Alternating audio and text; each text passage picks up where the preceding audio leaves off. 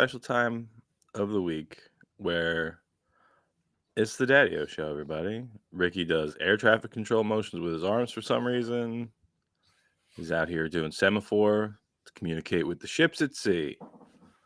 Now he's karate chopping. I don't know what goes on in this man's head and body. I did look like an early 90s, late 80s action figure. It's like, Yeah, and he's somebody's got squeezing karate your legs chop together movements. and your arms are just flailing wildly.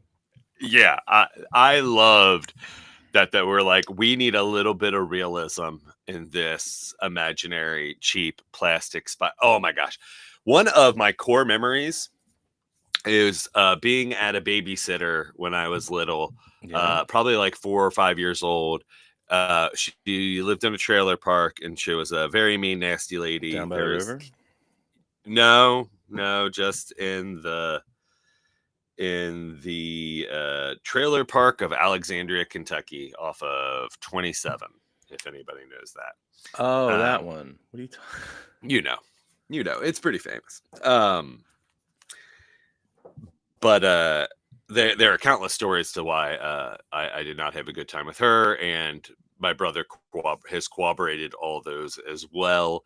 And then we told my mom just like a handful of years ago, and she's just like, I knew none of this. Like, if you'd have told me any of this is not one of those traumatic start to the episode stories. I know this is not one of those traumatic things. But I think because that's the box I put her in that time. So much so, my brother Eric is 5 years older than I. When he turned 10 years old, he asked my parents, because he knew what it was like going to this babysitter, Barb, long deceased. At your hand? May she rest in hell. No. I did have to see her working at a grocery store years later. And this isn't when my mom found out everything. Mm-hmm. But she was like, bagging groceries. She's like, oh my gosh, it's so great to see Ricky so grown up. And I was just kind of cold and just dismissive. And we left, and my mom was just like, what? Like, that was Barb. You remember Barb? I was like, yes, I remember Barb.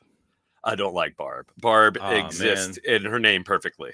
Similarly, I ran into an old teacher the other day, but I didn't recognize her at first. And then by the time I did, it was like too late to be as cold and dismissive of her as I would have liked. Yeah, to really have made like I don't know if you remember me, but you probably think I was one of your students. It's like, I'm just making polite small talk with somebody who I've probably met, but because I'm so bad at remembering people's faces, I usually default to like pleasant. But then when I realized who it was, like, I actually probably would have shoved you to the ground. I don't care that you're almost 80. I would have. You're like, you do have shattered that hip. Your gear shift probably has more than 4 speeds of emotion and like empathy, sympathy. But like in those moments, just like, ooh, I was here at like a 2. Yeah. I would have gone clear down to a 4. But like, I regret giving you any time and energy. The bare minimum of polite while I try to figure out who I'm talking to. So when my brother turned 10, he knew what was going on, and he was just like, hey, Mom. And he was Eric, the doctor Eric is very smart, very mature. Guy, always has been, and he comes from a broken home. It's he was the baby to save my mom's first marriage. Isn't it the same home? What are you talking like? No. My 2 older brothers are half brothers technically. But anyway, he knew what was going. Yeah, their last name is Edwards. Well, all right. It's pretty blended. Like, I've known their dad my whole life. Yeah. A pretty good situation as far as like divorce. I mean, you opened this story by calling it a broken home, so. But so my brother's like, can I watch Ricky? Can he come home? We'll go. The bus that goes home from the high school goes to the elementary school. Like, we'll pick up, blah blah blah. And my mom was like, okay. And he did that because he knew how shitty it was at Barb's. All of that aside, one of my core memories is having from, I think, my brother John, or maybe even Eric, but a hand-me-down action figure, the Secret Wars line. Yeah. In like the late 70s, early 80s. Like the first release of kind of semi-cool looking superhero figures, not the Migos with like the cloth or whatever. Yeah. Like they were actually semi-cool, no articulation and just like a bend arm and like whatnot and plastic, like rubber and whatnot. but pretty cool. I had a Spider-Man. I had that Spider-Man, and I had an '89 Michael Keaton Batman where the Batarang came from the belt, and there was it retractable and it snapped back, and like you could attach it to something, and Batman zips up like in the movie, but with the Did you grappling make hook. him kiss? Well, Spider-Man in this story when I was 4 years old ran out of his web. Oh no, he needs those. And so Batman was there to help him because Barb was making me play outside for 4 hours straight in the hot summer sun with no supervision on the porch where she watched her soap We're operas getting a inside. lot of Ricky lore today. I know, Glor lore. That's the name of this episode. No, that shouldn't be. Too much was me last time. I want to hand over the conch belt, so I'll finish this. Batman uses his belt and his retractable zip line to tie around Spider-Man's wrist and pull him up to where he is in the building in this imaginary play scenario. And even though Spider-Man also could have just webbed up, but sure, probably could have jumped. Yeah. So here's the thing: is I tied the knot too tight on Spider-Man's wrist, and I couldn't get it untied, and there was no going to Barb. And I had to figure this out ASAP because I was also ADHD. What I had outside, I don't remember why. I had a pair of scissors or something. And I don't know how I did this, but instead of, I was like, I like Batman way more than Spider-Man. That's where my allegiance lies right now as a kid. I took as a kid probably scissors as well, but Batman and Superman were I loved, but that's also because of television. My dad showing me the George Reeves and the Kirk Allen Supermans and the Christopher Reeve Super Friends, Batman. Like there was just more accessible kid driven content, like avatars of the more adult stuff, or even the comics. Love the really racist 40s Batman cereal, The Electric Brain. I watched, I grew up on that. Like, I was watching Adam I love West. how many times he says slurs in this. Oh my gosh, the Asian well, I have it's wild. I think it's just the first part of that, but I have it on 8mm. And then I was hanging out with we were over separate sound cartridge, or is the sound on the strip? I don't know. I don't remember. Okay. I've Maybe not had a means of play. I have, like, my wife gave it to me when we were dating in college, and at the time I was living with my grandparents for a little bit to like help out with them because they were real old, and they were closer to campus than my parents. So I was like, well, I'll just commute from here. It'll save me time, and then I'll be around to help them go to the store or whatever. But you have an aura of a grandson that would come over regularly and help. My grandfather always loved like camera stuff. He had a ton of it. So he had 8mm projector and everything. So it's like she gave me that. And it's like, oh, I can actually play this. Like I can string this up. And I don't remember if it had sound, or maybe the projector didn't. It might have just been. Well, and I wonder what the 8mm, because my dad would tell me about when he was a kid, they would sell these like 16mm, 8mm like toy projectors or whatever, and they would sell parts. Charles Gunsheimer was not messing around with a toy projector. This was no, I'm not saying he wasn't, but I'm saying the film itself, because when they re-released those, they functioned in look, but they were condensed shortened versions of like Frankenstein, Dracula, these serials that would excite a young boy as he shines it on in his bedroom late at night by candlelight. But my dad would have those. So I wonder if the Batman was that, because if the magnetic sound strip is along that's probably a more recent release of something. No, this was not recent. This was, I mean, I'm not saying recent, flimsy but you know what box. I'm saying? Like, it's not like any kind of cartridge. It is like you had to know how to spool it up, Oh, it is. Yeah, reel to reel. It is a reel of 8mm film, baby. It's not a the reel inside of a loadable chunk. Okay, wow. She got me that, but it's also, I forget where it was streaming, but we were hanging out at my kid's best friend's house. So it was over there with my kids, his two kids, my friend Rich, and we see that like the old Batman serial's on there. And then his son asked to watch it, and he's like, "Oh yeah, we could probably watch that." I was like, "Oh hey, we probably could."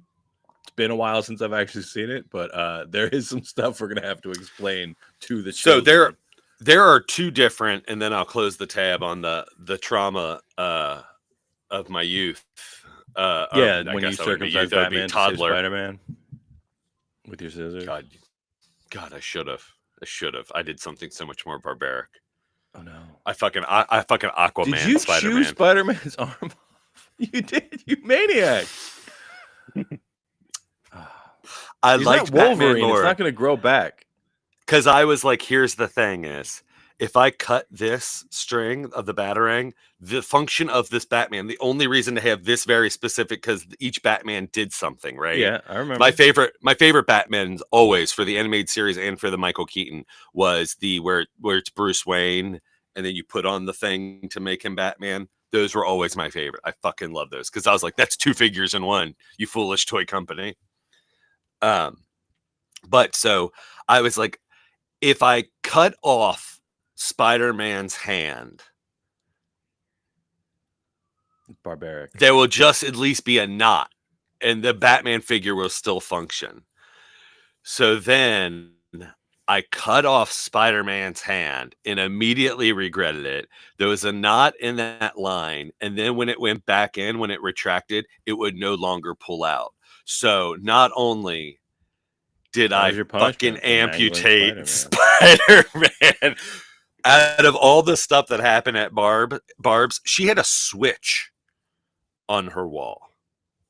Oh, I was like, that's too early for that system. What are you talking? She did not. No.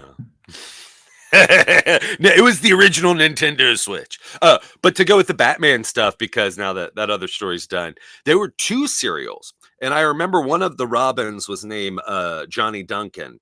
And the first Batman serial is just called Batman. And I don't remember the storylines. And the second one is called Batman and Robin.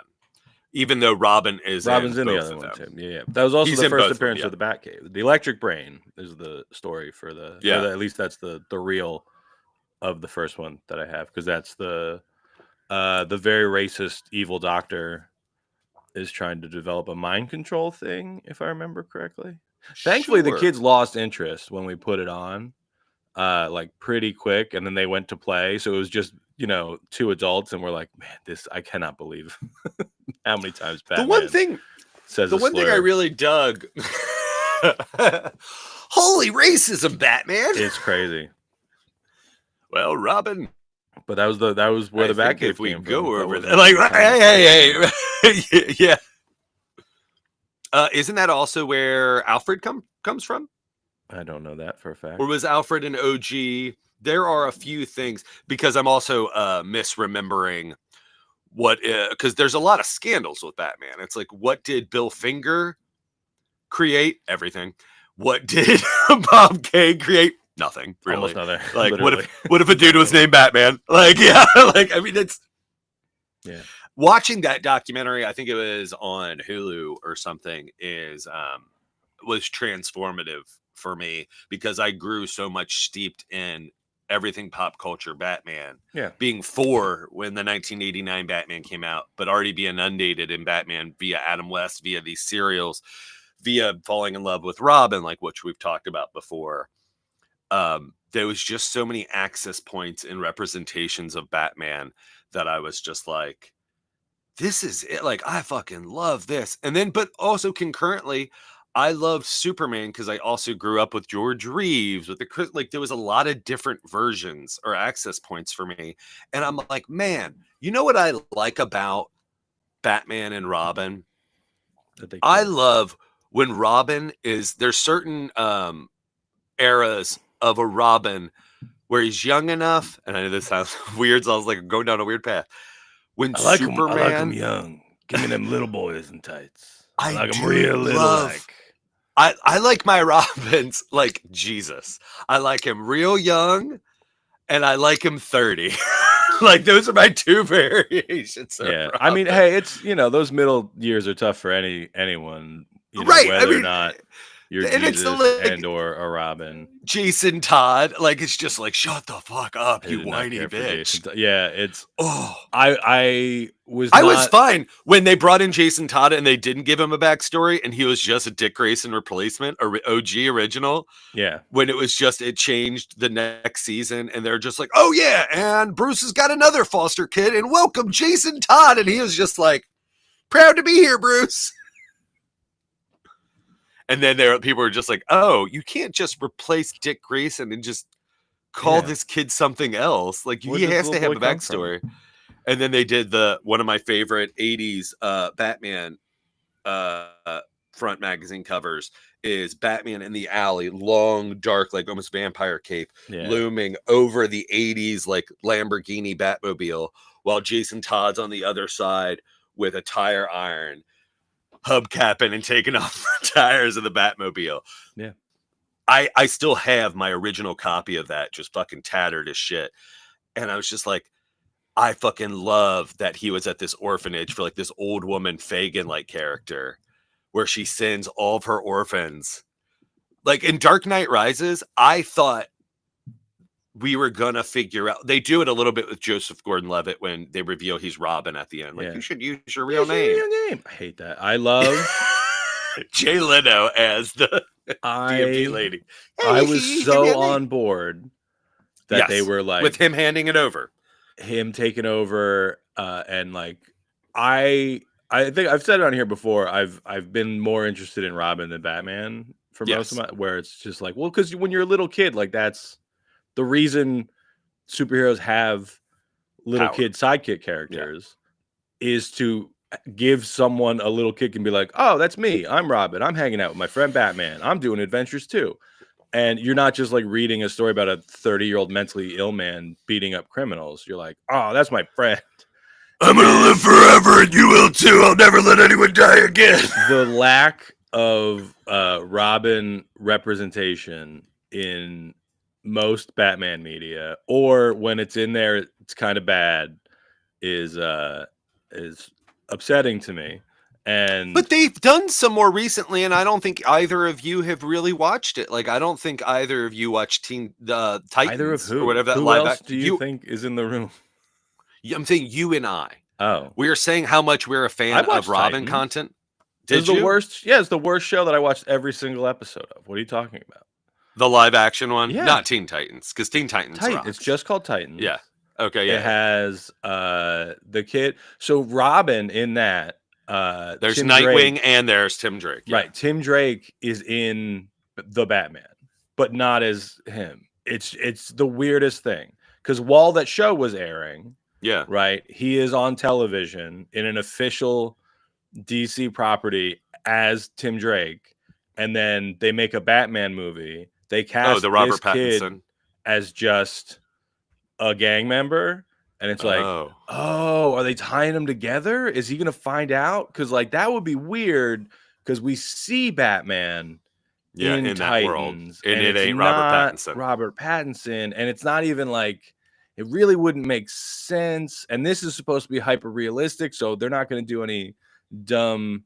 And it's like, oh, no, I don't think anybody who made the Batman was talking to anybody who was making Titans. Casting was just about, should we put this kid in the same thing? They didn't look at his filmography. They looked at headshots on a wall and the casting. Yeah, and he's got a couple like hero shots in Batman where it's like he's not just like one of 20 people on screen because he's a good-looking dude. Yeah, there's like he's got a couple close-ups. He's not like a major plot point or anything, but he's like one of the Joker gang that he's fighting. And I think he's like getting initiated into the gang or something. It's been a while since I watched the Batman because he's getting initiated into the gang. Like they put a pickle in his ass and they're like, "You got." I think that's literally what it is. There's like you got to go fucking kill this old guy or something, and then Batman shows up. Do you think that's how do you land on the Joker's origin story of being the original Red Hood, where the mafia was sending in the initiation was you have to wear a red hood and go rob this place. But then by doing that, the Red Hood was just an idea, right? Yeah. Like, oh, the Red Hood strikes again. It's just like, well, it's always somebody that the mafia is I initiating to think do it's that. dumb. Anytime they give Okay. Joker an origin story, You think you fall on the landmine of just like no origin for Joker, like yeah. and like nothing Well, makes like him better. watching Dark Knight, Yeah, I'm really into it. Right, really love Batman Begins. I was like, when they announced that Heath Ledger was going to be Joker, I was like, Yeah. why are they getting the prettiest boy who ever did live to be Joker? And then they released the one press photo where he's and like you immediately were on board. almost You're like, entirely okay, blacked out, yeah. and it's like, oh, I see why now. Yeah, this guy, I'm on board. And then you're watching it, and I'm in from the jump. I was like, this is great. And then at the party where he shows up and he's like, you want to know how I got these scars? It's like, not really. Actually, dog, can you shut up? And I was so mad. I was like, I hate, because that's what I hate about 89 Batman, is like they ruined, they get rid of Joker Joe character. Chill and they connect everyone's like, him oh, to Jack Nicholson was such a great Joker. No, he wasn't. He was Jack Nicholson with some makeup on. That it was they're like, oh, what if Joker was just a generic mob guy who had the dumbest, most on the nose backstory we could possibly give him? It's like, all right, what if you shut up, Timothy? But then when he gives a second explanation for the scars, I was like, oh, you won me back, Chris. That's brilliant. Like, because it's like, oh, he's just he makes it just a joke. an insane person. He makes an origin story a fucking joke. Yeah, it's like he without saying origin stories are everyone stupid. A different story because he's just an insane person, which is what I want out of Joker. I just want a crazy agent of chaos. Don Vinier, a long time no see. Glad to be able to catch you at work again. Say, hey, welcome. Dreadnought as well. I don't know what I just stumbled upon, but what's up, gents? And I said, Bat Chat. That's what we're doing right now. We're doing Bat Chat. Yes, I love that portrayal of the Joker as well. The only scene that I do think falls in, and I'm okay with this, because I also say this comment for Dark Knight Rises. Yeah. That falls into, sometimes you have to remember that comics, as real as you make them look in film, are still fucking fantasy. It's the hospital scene. The hospital scene between Joker and Two-Face is such a fucking 60s Batman scene. Where like it's hilarious. Batman and Robin, like Mr. Freeze and Poison Ivy, like scheming. I love it. Joker's fucking insane. He would never go through all the theatrics and do that and then like explain, because he doesn't do it as a joke. It's literally a waka waka, like, will you join me, Harvey? No, like, it's great. He would do that and did, and it's great. Oh, he wouldn't go through the theatrics. Oh yeah, you know who hates theatrics? The Joker. What are you talking about? His whole deal is theatrics. Right, but it would have been. Oh, he would never put on a little outfit and makeup. What are you talking about? He already has a little outfit and makeup on. I know, and then he puts another one on over top of it. It's great. When he's the nurse Joker is one of the funniest things that's ever been. Nurse Joker and Drunk E.T. are probably two of the funniest things. And crotchety Yoda in Empire, before we realize he's Master Yoda. That is one thing that I think people forget, like that gets ruined too with the prequels. I want so much, and I hate that. You know what I hate about the prequels? And it's a thing that I've never said, but it is 100% true. I hate that real Yoda isn't the weird little dude. And I hate that that's an act. And he's this little Buddha. I hate that. I hate that is the take of Yoda that we got. But that's what it is in Empire. He goes from being weird little dude, and then you find out that he's Yoda, and then he's Yoda in Jedi. But he doesn't well, he's dying in Jedi. Yeah, but he's not dying while he's being like a little goofball. Right, that's what I'm saying is. So when we find out that is a character as well, but he's doing an exaggerated version because he's still goofy with Luke. He's like, no, when you go in there, he's like, you're not going to need a weapon. Like, don't do it.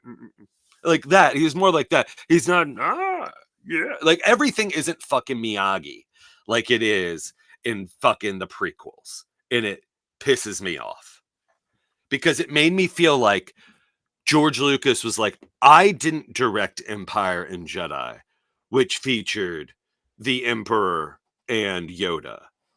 And so here's how I want them to be, to fulfill my own little dumb, weird special Their fight effects. is Duke, that is fucking insane bottom tier. bad. And Yoda's doing backflips and stuff. Like, I'm fine with him being it's with serious, but when with Christopher Lee. No, I'm talking about it in the Senate, but that also sucks. That one too. I don't want Ninja Yoda, you know? Like, the goofy little guy was the character in Empire to trick Luke, and then he is just a more serious Jedi, which I am fine with, but he's also old as hell. So if he wants to use like the Force to like really do some Force stuff and hold his own in that fight, I'm on board. If he wants to get like in your head, like do little backflips and like when he's hurling chairs at him using the okay, that I'm on board. Well, especially now that they just start throwing furniture at each other. That part is now that we know that you can force project yourself. You can force hologram yourself. I'm gonna play the theme song because I don't want to talk about this anymore. And I want to hear about Alaskan Cruise. Bat chat is there. Oh, I want to finish my my Robin thing when we get back from the thing, but then I'll be done.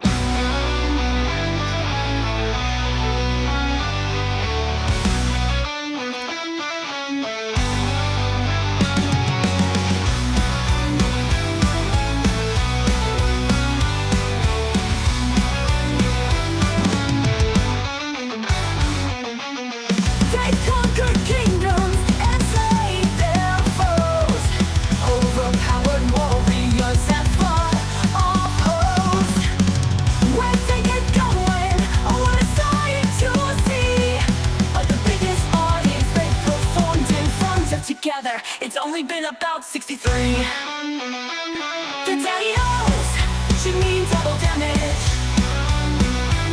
The Daddios should be double trouble coming your way. The Daddies know, but it's kind of been the opposite. The Daddios are questioning if they should say, oh no, oh no, oh no, Daddy-o, don't go. But I'm lost, like the chicken crossed the road. All right, we can fade out. That's it.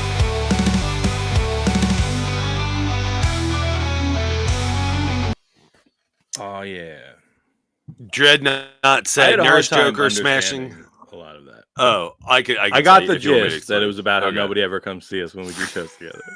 It's like you would think it would be double the trouble. Like, holy shit. And it's not. It's weirdly the exact opposite. It's like they times 2, divide by 3.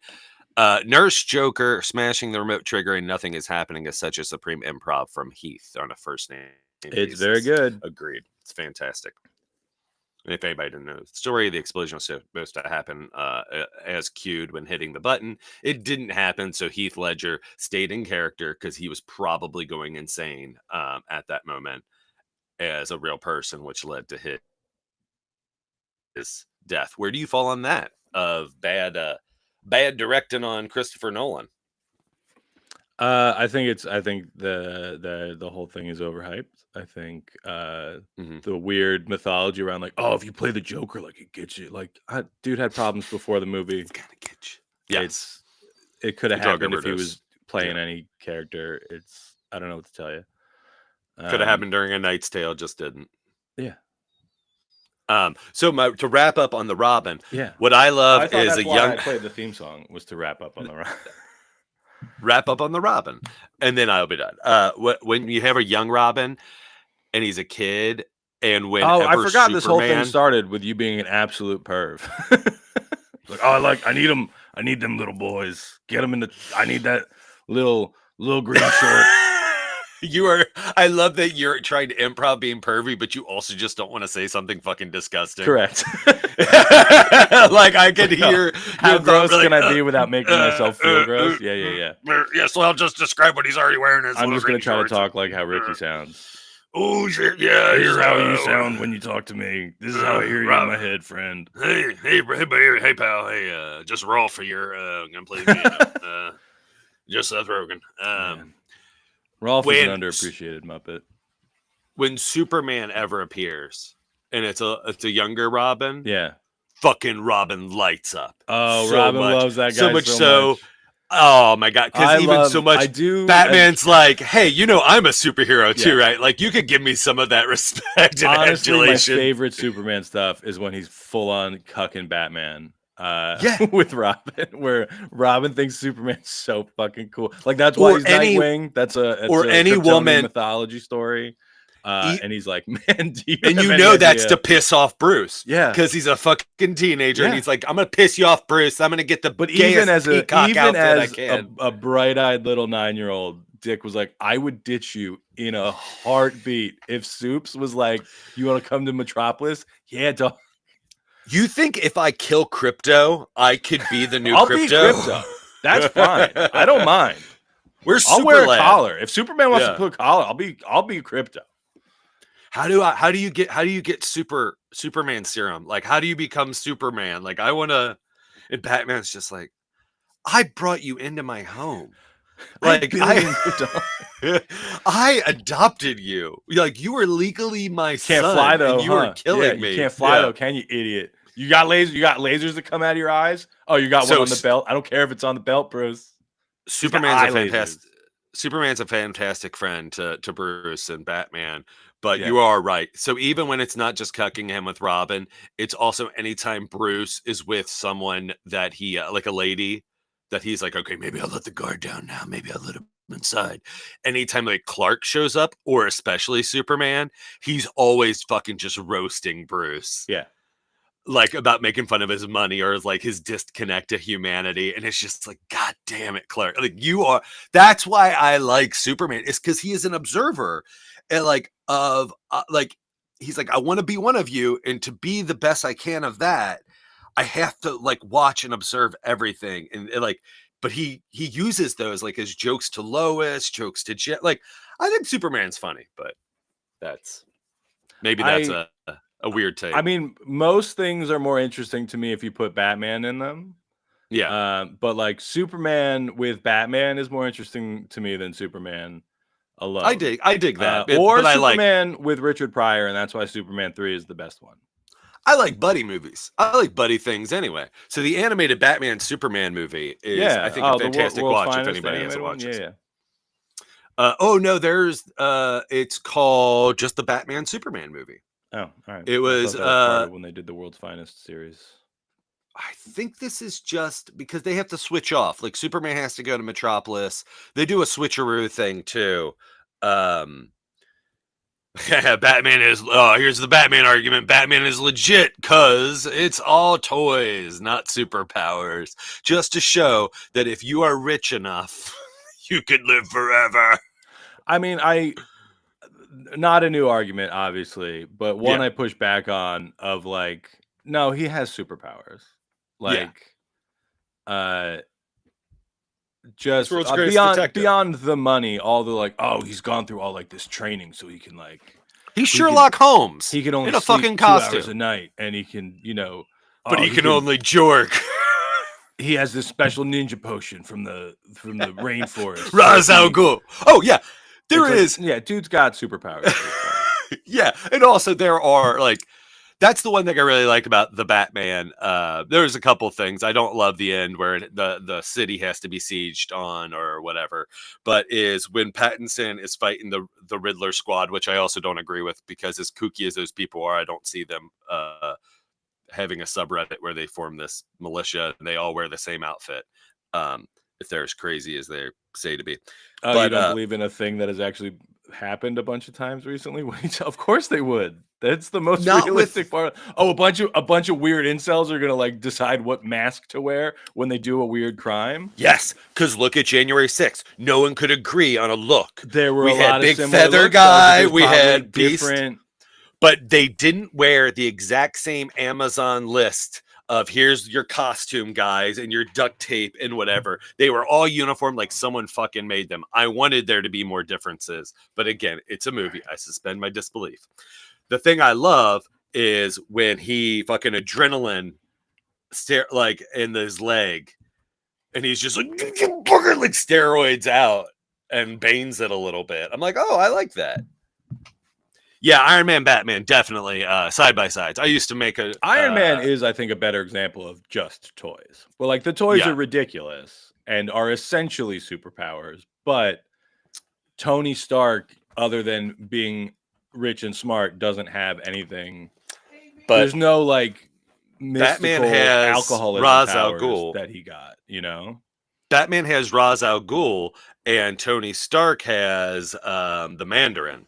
Just saying, very similar. There's some mysticism and magic. I got to step away and I think help my wife take out the boys. I'll be right back. Take him out. Chat, talk with Glen for Bat Chat or Superhero Chat, and do your 1-to-1s of DC and Marvel like I used to do as a little boy. All right. I mean, that was the Marvel versus DC comic. I think it was pairing up. I don't remember the matchups. Ricky, if you are late to the stream, made Batman and Spider-Man fight as a child with his toys, and he severed Spider-Man's hand, Luke Skywalker style. But actually, so there's a picture of me as a little boy dressed as Robin because I'm the second of 2 kids. So when I would play Batman and Robin with my older brother, I always had to be Robin. My friend's mom from across the street made me a little Robin costume. So it was just a cape, a mask, and a felt black circle with a yellow R on it. My parents are getting ready to sell their house, so they're going through a bunch of old stuff. And my mom found the R, the pin thing. I haven't decided what to do with it yet, but I'm glad that I still have it. The cape and mask are lost to time, but I have my little Robin R, and then I have my the picture of me. I cannot find the original. I know it's somewhere in my house. Man, so Ricky and I did shows in Ohio, a show in Ohio over the weekend. We were supposed to do 2. One got postponed to the fall. We were at Crackpots Comedy Club in Massillon, Ohio, which I think Ricky has done before. I have not. But it's a club run by Chris Kettler, the guy that we've been booking stuff through for Daddio. Really nice room. We had a great time for Father's Day. It was, I would say, underattended. But still a good time. It's always fun doing shows with my friend. Don Venier says, I don't watch superhero movies. The plot seems to follow really similar formulas. Bad guy does something, good guy struggles to do something. Training aren't good. Yeah, I mean, a lot of the bad ones are that. And I think the good ones tend to like subvert that a little bit. I think the bigger problem with superhero movies is a lot of the times they're not sure who they're making them for, where if you make a superhero movie for like absolute diehard fans and you're trying to adapt a story, they already know the story, so they know what's going to happen. So you have to change it to make it worth seeing. And a lot of times they don't like the changes that you made because they like the original story better. But then people who aren't familiar aren't really sure what's going on. Like the Infinity Gauntlet thing in Marvel, I think is a great example. Like the story in the comics is very different than it ended up being in the movie. And I think when that first Avengers movie came out, and at the end of it, the post-credit scene shows Thanos, comic book nerds are like, they're doing the Infinity Gauntlet. This is incredible. But like, I went there with friends. I think my wife might have been there, and they're like, who's that purple guy? Where like your average person off the streets didn't know who Thanos was. They don't know what an Infinity Stone is. So for them to pick that storyline was pretty not risky is probably not the right word, but like an interesting choice. I mean, the whole thing with doing the Avengers as movies was because nobody cared about the Avengers. Nobody cared about Iron Man. That's why he was the first one, because they still had the rights, because nobody else wanted to buy the rights to Iron Man, because who cares about Iron Man? And because of the movies now, they're much more popular as characters. Those are the, so many more little kids are dressing up as Iron Man. There's in Adventures in Babysitting, the one little kid is dressed as Thor, but like probably the only Thor fan. All right, I've been talking about. He's back. I've been talking about. Shut the fuck up. He's back. Talking about how his hair looks today. Oh no! Wild Professor, crazy Professor. No, I was talking about how nobody cared about the Avengers before the movies. John doesn't care for superhero movies, and I was explaining that. Well, like, yeah, I mean, a lot of them aren't very good. Like, you're not wrong. Was I guess where I there's was a going. lot of them, and probably, but I mean, it's all subjective. There's some people that a friend of mine, Dan John's favorite James Bond movie's Moonraker. And I'm just like, doof, it's a pretty bad one. And he's just like, look, it's got this, this, and this. And you know what I want You from go a to movie? This, space. this, and Yeah. this. Yeah. Like, I'm just like, all right. Fair I enough. forget. I don't remember what film journalist who I follow said it, but they're like, I'm sick of watching people fight with beams. You know, like if the conclusion of the movie is good guy shooting a beam at bad guy and the beams are different colors and they're smushing in the middle, I don't care anymore. And I think that's a pretty good baseline for like if the superhero movie is doing something interesting, where like I hated WandaVision. A lot of people loved it. I did not. I dug it. Ends in a big beam fight. And it's like, yeah, Yes. I don't care. Also, like there's a third act, big baddie, big battle what problem. she's doing is irredeemable. So it is not like, yes, oh, she's like a weird anti-hero. Like, can you forgive her? I can't. And then it's insane that series then goes to Doctor Strange and the Multiverse of Madness. I couldn't. I'm sorry, you said it was enjoyable. I was like, oh, okay, so they can't do multiverse in movies. Multiverse isn't interesting. And also, like, everything you just did with WandaVision, like, this isn't the same character. This character wouldn't be this with everything she went through. Yeah. And then, so thinking multiverse movies were impossible, I then, like a week later, saw Everything I double Everywhere checked. It's all not at once. R. It is PG-13. Oh, okay. I think it was. I think Sam Raimi thought he's getting away with making an R, and then Marvel's like, no. It might have been better. I don't know. I mean, I'm not a big Sam Raimi fan to begin. Yeah, with. it turns out I'm not either. I also my favorite Evil Dead movie is the I don't Evil like Dead, the Doctor requel. Strange as a character. Benedict Cumberbatch still is absolutely incapable of a believable American accent, which you can kind of maybe forgive them for the first one. But dog, you've been Doctor Strange in like 6 movies now. You gotta get it right. He sounds like an alien who is learning language. Yeah. Like he's trying to like so hard on each word. It is just like Ewan McGregor, another actor I love, also can't do an American accent. Let him let Doctor Strange. Yeah, whatever. He's British. Be British. Who gives a shit? No, he's from New York. All right, hey man, most Marvel characters are because that's where the Office was. You can change this. It's because Benedict Cumberbatch has that, like he has an Alan Rickman sounding voice, so it's the same thing. He's worse at doing an American accent than you are at doing him. Which is as the I've never attempted found out, pretty bad. I think first attempt not too bad, because I do think he has kind of an Alan Rickman sounding voice, except for Alan Rickman in his first movie proved that he has a better American accent than Benedict Cumberbatch, because in Die Hard, where he does the American voice to John McClane, I mean he didn't have to keep it up the whole movie. That's true. He might have got to give him some credit. But I don't care about Doctor Strange. When Marvel goes to space and when they do magic shit, I tap out. I don't care.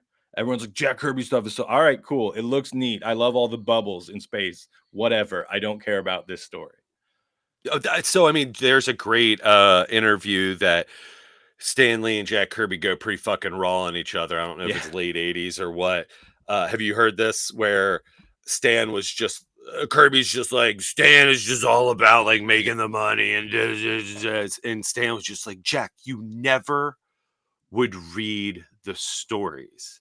He's like, but the stories are where the money comes from. And he's like, you would just always consume like, and they're just like fucking bickering at each other. Yeah. And it's just like, okay. Like, well, that was, I don't think Silver Surfer, I think. Yeah. Kirby literally just drew Silver Surfer in the issue that Stan Lee wrote. And the script doesn't mention a silver guy surfing through space, and he's like, well, he's in there now, so what are we gonna do with him next issue? So deal with it. Yeah. And then they each had very different approaches to who Silver Surfer that would be infuriating to me. And I've had some experiences that in creative brewings, is that I mean, like, you and I could have that, but I don't think we do, where it's like if someone's just like, I don't know, just here's this look, you create the story, because that's ostensibly what Kirby's saying. Like, I like this as a look. Now you're the backstory guy. Now you come up with this great mythos or whatever, because I want this look. I like how it vibes. It's like, okay. So then if Stan creates a backstory and then Kirby's like, no, actually what I was thinking is this. It's like, no, motherfucker. Then you tell me off the bat, like, what you're thinking, like what your idea is. That doesn't happen a lot, but I think sometimes we, with as us creatives, specifically, you mean? No, I'm just saying in any kind of like joint creative, like collaboration. But I can't even imagine when it comes to writer versus visual creator. Like, because the thing always now is, does Kirby get enough credit for the creation of these worlds? Like, yeah, it doesn't. He's like the one comic book artist most people could name. So probably, I don't know. Jack Kirby. Yeah. So what you said before about the irredeemable and the different thing, like the laser beams, like you're like, if it has any of that anymore, just done. Like, fucking kind of just done with it. I came to a realization. Is his name Matt Fiend? The impressionist who's all over TikTok. He does like Jeff Goldblum with Jeff Goldblum. Oh yeah, the Howard guy Stern. who somehow keeps getting to do celebrity impressions to the celebrities, even though the impressions aren't very good. That's right. I forgot that. Yes, they're not terrible, right? Yes. Like, it's not like if he just said, "Oh, I can do a Jeff Goldblum," and that was his Jeff Goldblum. It's like, yeah, that's a pretty good one, I guess. But then, like, since the hook is a lot of the times he's doing it at the person, I was like, this is not good enough for that to be what's going on. Yeah. And like when Eddie Murphy did Tracy Morgan. Yes. Right? It's like, oh, perfect. Like, this is a one-to-one incredible impression. Essence, voice. And then this guy is just like, yeah, you're just kind of highlighting the parts of this that you're getting wrong.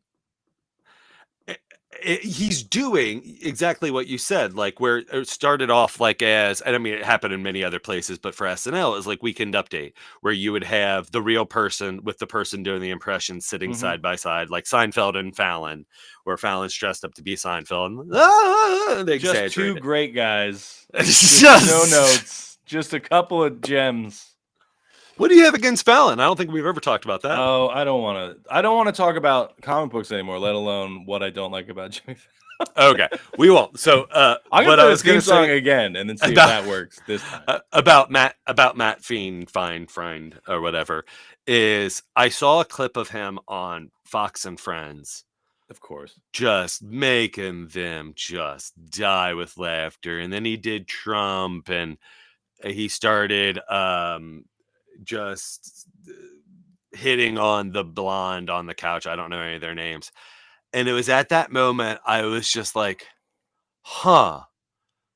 there's something icky now about hearing anybody do a Trump impression. And I don't know what it is. It feels like doing blackface to me now. And I know I've compared blackface with Big Bang Theory, Menstrual. You've a lot of times talked about how cool it's you unfortunate. think blackface is, how you think more people should do it, how you love it so much. People just busting out Trump. And I know past guest Matt King had a very good Trump in the same way. And I'm not being like, oh, if you do that again, I'm putting you in this canceled camp or this thing over here. It's just like, I don't. Dreadnought, not us, said Glen is not alone. Fallon sucks. I just like when people agree with me. You might think that, but I have the booker of stand-ups for the Tonight Show in my email account, so I think Fallon's fantastic. No. I've only heard some things, nothing too terrible. That's why I was interested to hear what your thing was that you thought. But so hearing Trump impressions now, I'm just like, oh, I don't like making this guy lovable and funny like he's an SNL character. like just a character. Yeah, I don't like him or here. Like it's also I mean if everyone is doing a Trump impression, no one needs to do a Trump impression. Yeah. Like we're good on it actually. We're all done. Thanks. We've had enough. And then seeing it being done and them just like highlighting the gross character personality traits that he has, like of that dude of Matt on Fox and Friends doing that, and they're all just like ha ha ha, and that is how he is. I was He's trying to gross. be nice when you started talking about that dude of like, oh, I just don't think the impressions are. I didn't want to say anything bad about him as a person, but since he went on Fox and Friends, fuck him forever. Oh yeah, he sucks. Yeah. Sorry, Alaskan. Tell us your Alaskan voyage. We're 50 minutes into the episode, dog. I got back. I did a Alaskan cruise with Cruise Line that I won't say, not because I'm gonna be critical of them in any way, but there was a clause in the contract that made me feel like maybe I'm not supposed to mention them. Oh, interesting. It was unclear. Were you constantly like looking around to be like, is it because there's something questionable that's going on and they don't want me to talk about? Or no, were you like... it was about like doing social media posts and and it's like I think they just don't want. We don't need it. No, thank you. I think that's essentially what it is. Yeah. Like we don't want you to like do a post where you say like, I don't know, I'm trying to think of something inflammatory that I've posted recently. I don't know, Donald Trump poops in a diaper, and then the next post is like, here I am on the beautiful cruise, and they're like, hey, maybe don't do that. But it's a good one, and I had a wonderful time. I did the other cruise that I did, Princess. That was the one I did in 2023 when they flew me to Grand Cayman with not enough information to get through customs. So awesome. I'm in another country, which besides Canada was the only other country I'd been to. So it's my first time going through customs that isn't just like a toll booth and like a kind of like polite wave as they let you in. They're like, what's the address of the place that you're staying? I was like, I have no idea. And they're like, you need to. I was like, well, but I don't. I'm only here tonight. I'm getting on the cruise ship in the morning and sailing back to Florida. And they're like, we're not letting you in unless you have the address of the hotel you're staying. I was like, I don't know what hotel I'm staying at. I'm like, but there's a person standing at baggage claim with a sign that has my name on it. They know. I bet you they know where I'm going. And they're like, well, I'm like, can we go ask them? They're like, that's not how it works. I was like, do you have that person's number? I was like, no, I don't. That's why they have a sign so we can find each other.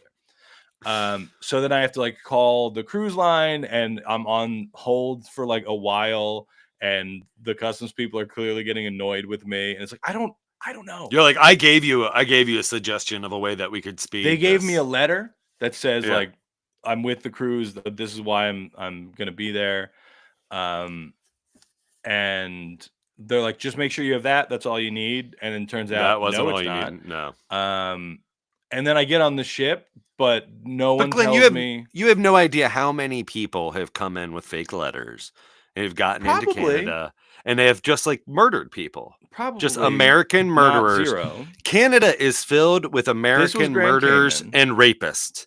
If we know anything about a place that is underneath another place, this was trying to get to Grand Cayman, not Canada. Yeah. Okay. Sorry. But I thought this was you going. That's right, because you said Canada is a handshake and a smile, and I've been. The story I do now of going up to perform at the Canadian wedding on stage. That's the longest it's ever taken me to get through Canadian customs. That's a good. And I mean, the whole process was honestly probably about as long as the story. It was like I had to park and go into a building and talk to a second person. It was just more curiosity on their part. Yeah. Of just being like, oh, why would you do this? Like, have you thought Grand Cayman was like, no, we will not let you into our country because you are suspicious because you don't know where you're staying. And it's like, they didn't tell me. I don't tell you. And you have tinted glasses. We don't like it. But Princess, they just didn't give me very much information ahead of time. And just to the point of like, I was really anxious, like on the ship, because I got on board. Mm-hmm. They gave me a card and told me where my room was, not how to get there. Turns out it was in the crew portion of the ship. So there's signs everywhere that say crew only. One thing they did tell me was that I was on the guest manifest, not the crew manifest, so I can't go to crew only areas. So I was like, okay, well, I can't go down there. So I couldn't get to my room for a while. I found somebody. I was like, I'm in room number this, and they're like, well, that's for crew. I was like, I'm performing on the ship, and they're like, oh, okay, I'll walk you back. So they showed it to me. They left me. The card didn't work to open the door. Fuck yeah. I now don't know how to get out because like I don't know if it's because it's the crew area, but like it is not easy to navigate in a way that you would expect a thing that like drunk people are doing, you know? So it took me forever to get in there. I also didn't know what time my shows were, when sound check was, who I had to check in with, where to go. So I can't get in my room. I'm like starting to panic because like if I find out I have a show in an hour, like that's going to be an issue. So I was like, all right, who do I have to talk to? Probably somebody from entertainment. So I like walked around the ship until I found something entertainment related. It was a kid like running a cornhole game. And I was like, hey man, I'm the comic for the next couple of nights. I have no idea who to talk to. Who is your boss and where can I find them? So he's like, oh yeah, I got to finish this, but I'll walk you to the office. Hey man, this cornhole game, not going to finish itself, bruh. Yeah. I'm going to need you to wait on the 10 over there. So he walks me down. He's like, oh, it's at the end of this hallway. I got to go do another thing. No, like, great. You are walking me hand in hand. Because I get down to the end of the hallway and there's not a goddamn door. Shut the fuck up. And I was like, are you? And then he's running away. He's like, right. By the time I realize it and turn around, he's gone. Right. He's cornholing somewhere else. Yeah. And I was like, are they doing this as a bit? Like at this point, it feels like this Am I is on all camera? Designed to stress me out specifically. Yeah. I look very carefully, and this is what aliens do when they abduct people. This is the psychological test that they put them through. This was designed for you. Yeah. So I look very carefully, and I notice that there is a door. It is just designed to just not look like a door because they don't want guests like wandering into this office. So, which makes sense, but he should have said that. He should have said, it's at the end. It doesn't look like a door, but... So I just walk in the office and immediately a woman at the desk, she's like, I don't think you're supposed to be in here. I was like, I'm the comedian. I haven't been able to get in my room. I don't know where anything is. I don't know when my shows are. I'm honestly starting to like panic a little bit. Yeah. And she's like, oh yeah, you got to talk to Doug, or I don't remember the guy's name. He'll be back in a couple minutes if you want to have a seat. I was like, I would love to have a seat. So then I'm just sitting there. He comes back. Not offered a beverage. I think they gave me a bottle of water. Okay, that's nice. He does come back, and I'm like, "Hey, I'm Glen. I'm the comedian." He's like, "Oh, hey, what's up?" And I was like, "I don't know. Oh, you tell me what's up, man. I have no information about anything." And he's like, "Oh, didn't you get my letter?" I was like, "No, man, I didn't get your letter." He's like, "Oh, it's in your room. Haven't been able to get into my room, actually." And he was like, "Oh, all right. I guess I'll walk you through it." I was like, "Could you?" I was like, first and foremost, when do I have like, how soon do I need to do something? And he's like, I think it was that night. The first show was that night. He's like, I had like 8 or 9 or whatever. I was like, great. And he's like, and we'll get the room thing taken care of. And so that was like incredibly stressful because I knew nothing. The other cruise line gave me more information, but I still feel like maybe not quite enough. I would have loved a little bit more. But then yesterday I had a call with them where, so the Alaskan cruise kind of came up pretty last minute. Mm-hmm. They booked me in April. I'm going on another one in July and then a few more later in the year. Those all got booked in April. And then this one was like a couple weeks before I left. So they scheduled this call, and my cruise agent sent me the email. He's like, hey, the cruise line wants to do a call with you. And I immediately think, oh no, something went wrong on the Alaskan cruise that I didn't realize. And now they're telling me that I did a bad job. You're banned from Alaska, and that I can't come back. And then in the next paragraph, because my cruise agent is a good agent, he's like, hey, and just so you know, it's got nothing to do with Alaska. This was like a call they were trying to get scheduled. Yeah, it's just we couldn't do it before your other one. It's just like to go over, you know, here's what to expect when you get on the ship. Here's what we expect of you. And I was like, oh, that would have been tremendous actually to have before Alaska. And he's like, yeah, just we couldn't squeeze it in because that one was pretty last minute. I was like, okay. So I did this call yesterday, and it was just like pretty basic, like here's who to talk to when you get on the ship. Here's all, and it's like, yeah, I mean, I know that now, pertinent having done information. Yeah. but it was genuinely really helpful. They did tell me that they got great feedback from the Alaska cruise. Good. Which was good to hear, because what was different when I did the Princess one, I did 4 shows over 2 nights, and then was like off for the ship the next morning. Yeah. And it was like a smaller room. This one was, I did one big theater show the first night, and then I was just on the ship for a couple of days, like That's awesome. Like anybody else. So in a way that doesn't really happen a lot in comedy, like if you perform somewhere and then like maybe we go to dinner a place near the club and a couple people who are at the show also do that, and then they're like, oh hey, great show. It's that, but for 3 days. And it's like the theater seats almost 1,000 people. There were like 2,000 something people on the ship, I think they said. So like a lot of people, like percentage wise, saw me do comedy, and then also saw me eat lunch. And so a lot of people were stopping and be like, oh hey, I like, great job. And I was surprised because a lot of them were like mentioning specific bits that they liked, which is it's like, oh, you were actually paying attention. And it was great. But the call, the guy opens up a slideshow and it says there's 168 slides, and it's like, oh no, is this my afternoon? I thought this was going to be like maybe a half hour tops. Are they going to sell me a timeshare? Are they trying to sell me a cruise ship? And he goes through the slides, and I'm like, I don't bring up the sheer number of slides it says that are on there. But he stopped after like 16. So I guess just dude just keeps all of his slide decks together in one big thing. Yeah. And I was like, I mean, I don't have anything going on. I could sit here for a couple hours. But no, they were tremendous. He ran through all of his points, and they gave me a feedback thing to give them, like a questionnaire, like what was your experience, like what could we do better, which Princess didn't do that. But these guys were like, because Princess knows they got shit that they don't want to hear it. Yeah. Well, the one thing I filled it out while I was still on the ship, and the one not even negative thing that I said, one question was, did anyone greet you when you got on board? And I was like, no, that would have been great. They sent me an email, right? The guy the guy I had to report to, the guy, like the entertainment guy on the ship, sent me an email a couple days before, sent me like a welcome email. Like the thing the guy said, he's like, oh, did you get my letter? He sent me that letter. He emailed it to me like a person would do. Yeah. Didn't lock it in a room I couldn't get into. With a feather quill. Yeah.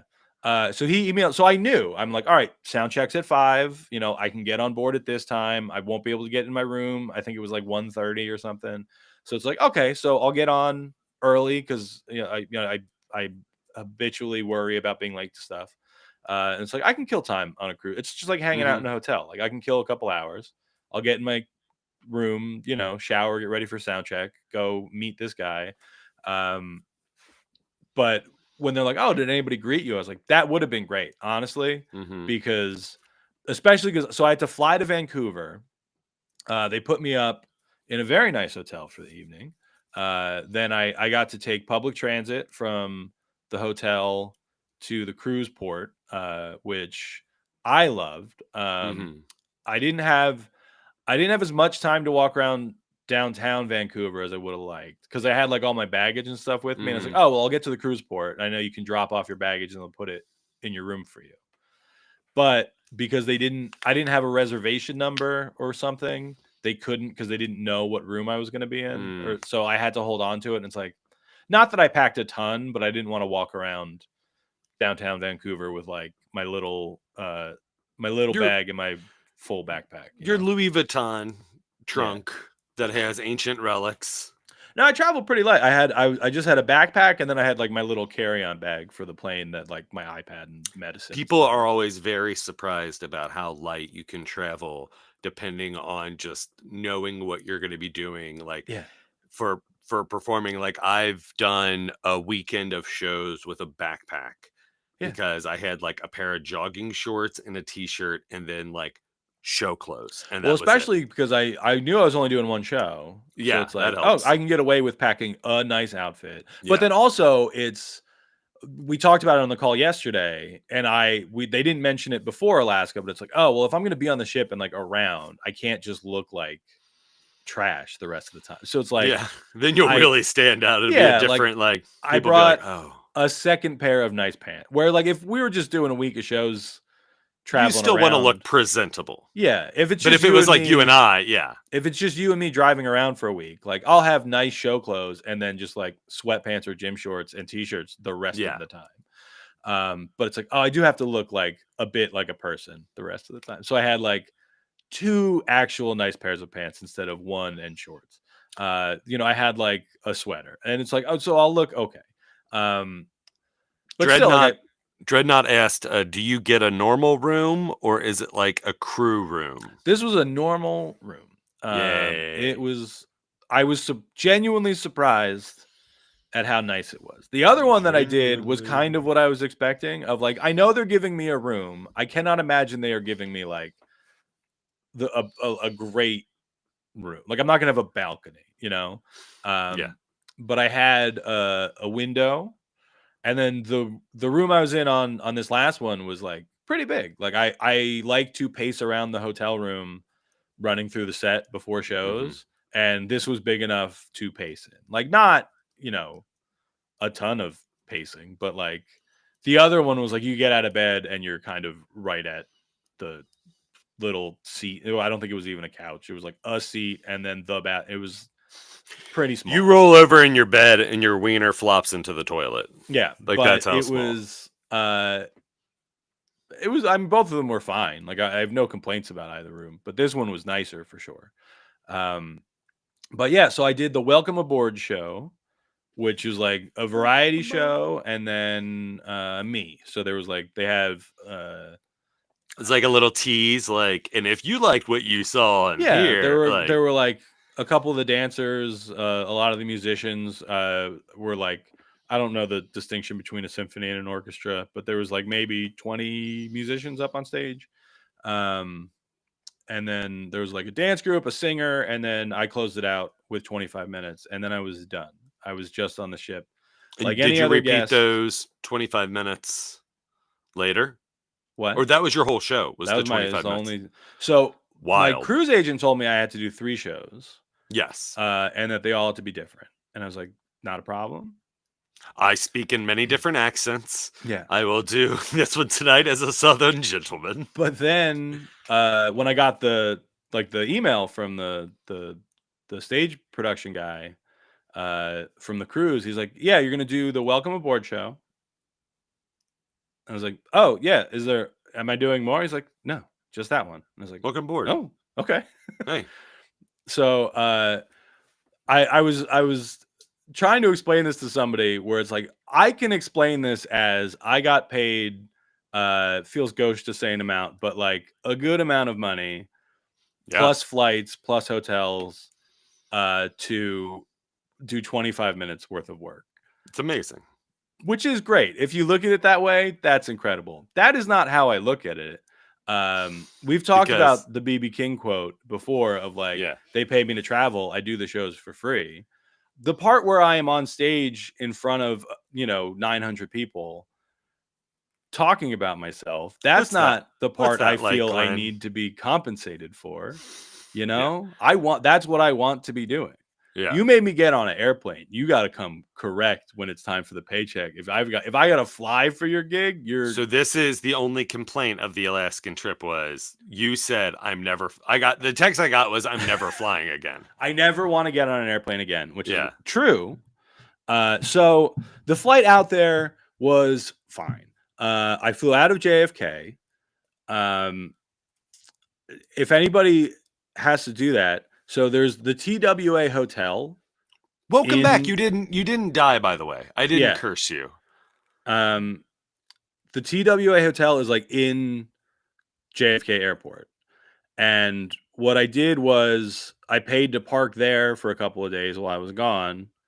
Because JFK is accessible from where I am in Jersey, but like it was too far. I wasn't going to ask anybody to drive me, Yeah. Whereas like if I was flying out of Newark, I'd be like, Dad, could you mind dropping me off at the airport on Thursday or No, whatever?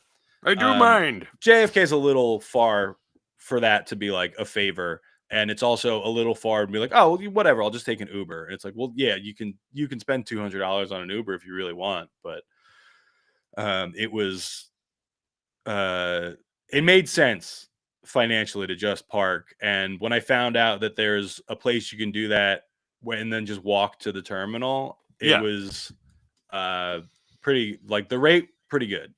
So yeah, I'll just do that. Worth But it.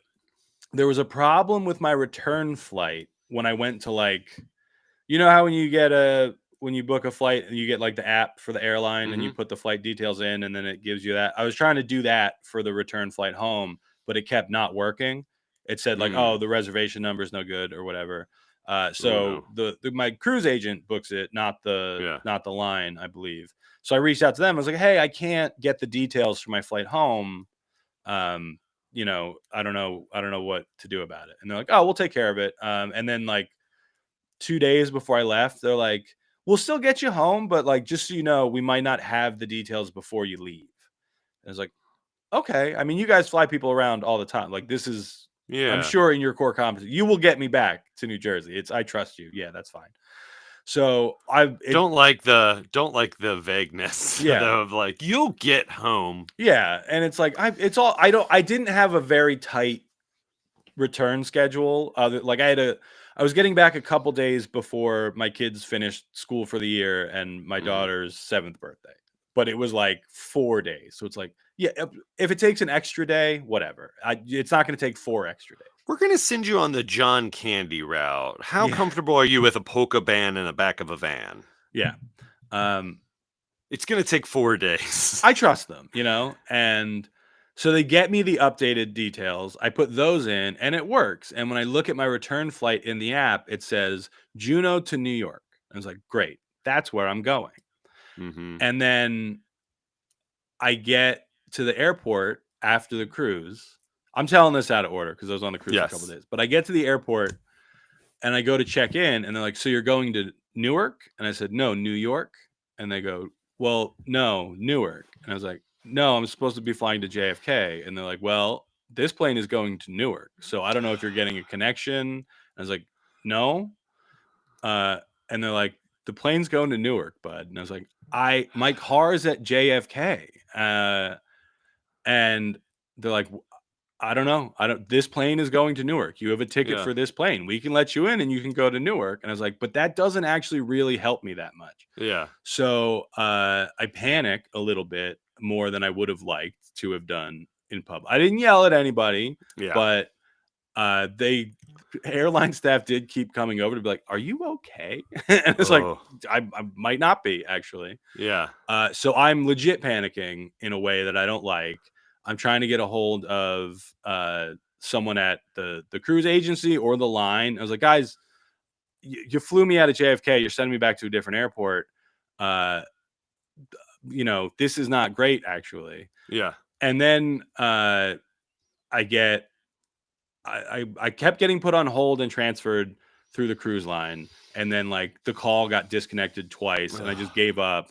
And I was like, all right, this is now my agent's problem. Like, I can't spend 45 minutes to get disconnected again. It's like, I have to get on the, if I have to get on the plane, I'm getting on it. But like, my new plan was like, I will track down someone at the agency. Yes.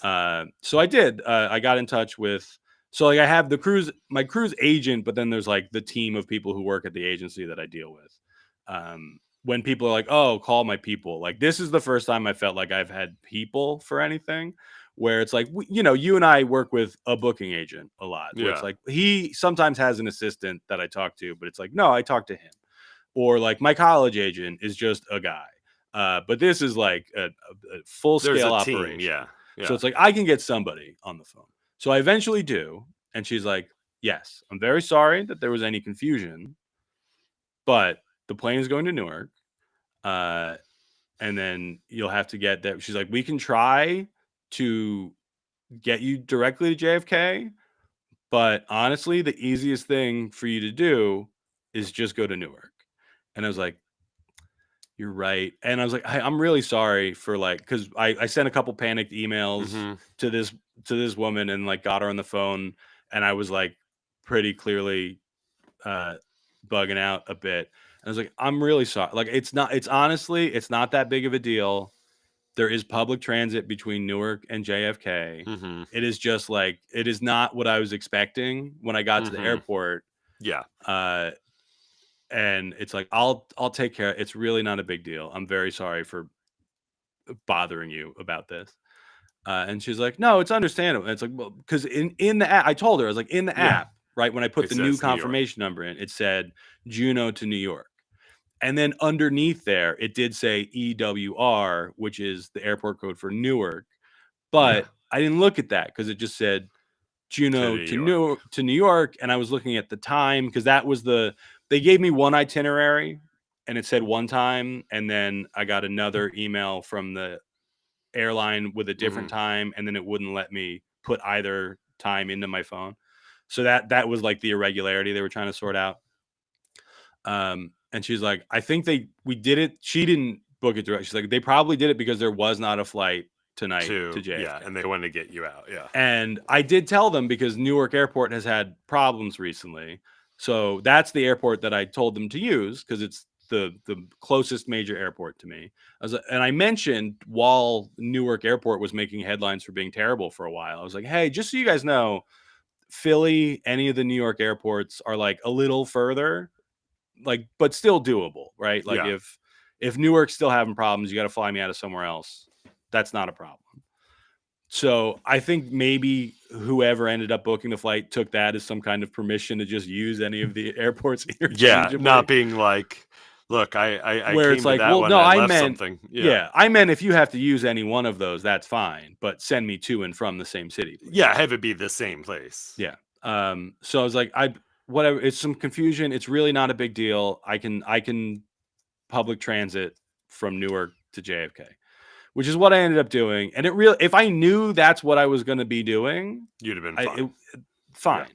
But to get to an airport, which I'm already stressed out about because I hate being there, and then have like a pretty significant change to your itinerary dropped on you last second.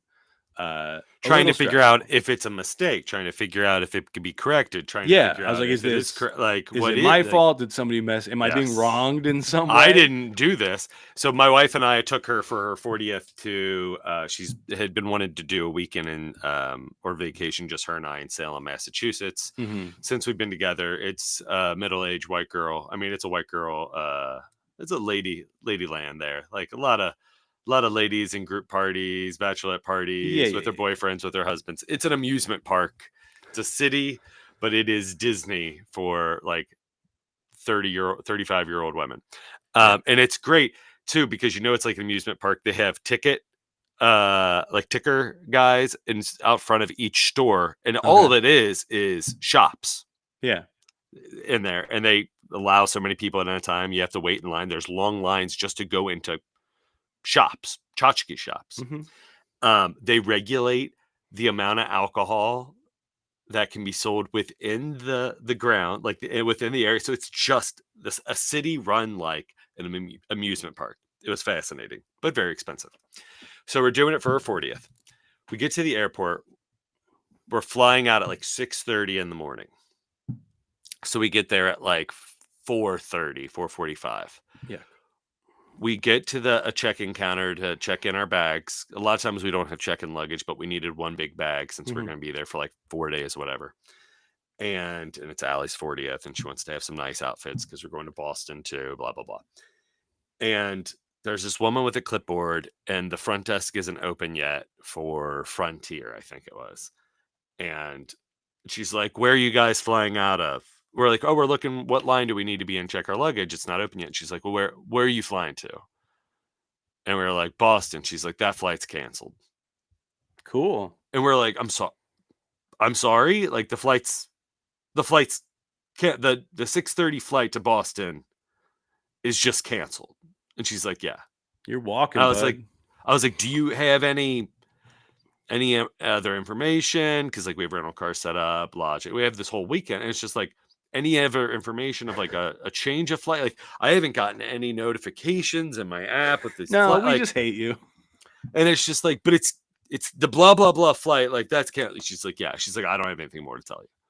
And we're just like, so then we're standing around. We hear some other people get some information. It's kind of the same thing. We're all just standing, being like, who do we talk to?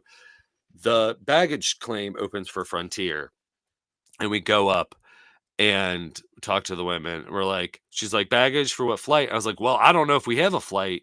She just told us that the flight to Boston is canceled. And they're just like, it's not.